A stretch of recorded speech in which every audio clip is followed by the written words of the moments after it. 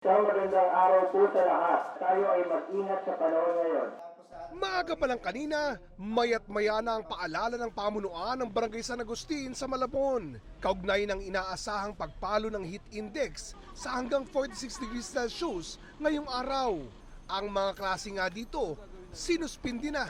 Imbis na face-to-face, asynchronous muna.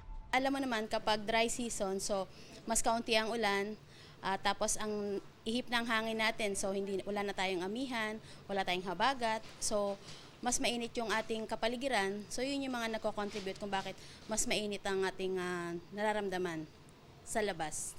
Ayon sa Pag-asa, kapag ang heat index umabot ng 42 degrees hanggang 51 degrees Celsius, may tuturing itong nasa danger level. So ito, posibilidad ang magkaroon ng heat stroke.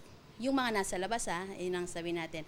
At lalo na yung mga heat cramps, tapos heat exhaustion, mas madaling mauhaw, nakakaroon ng mga pagkahilo. Kung may vertigo, natitrigger yung vertigo nila. Kung may high blood pressure, ayun, mas prone din na magkaroon ng mga symptoms.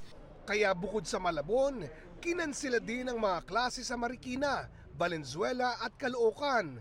At nitong hapon, pati sa Maynila. Suspendido rin ang face-to-face classes sa Parañaque, Pasay at iba pang eskwelahan sa ilang lugar.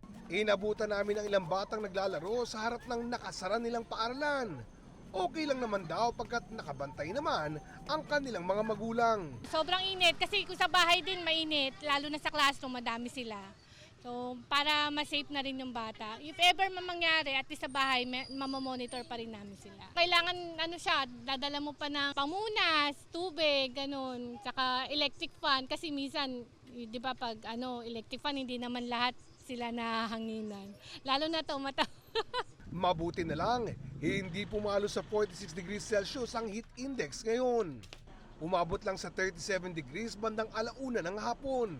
Pero ganun pa man, papasok pa lang daw ang dry season. Dahil kakasimula pa lang natin ng pag-i-issue ng heat index, March 1, so asahan natin na magkakaroon pa ng mas matataas na taya ng heat index. Noong nakarang taon, naitala sa 55 degrees Celsius ang heat index sa Giwan Eastern Samar.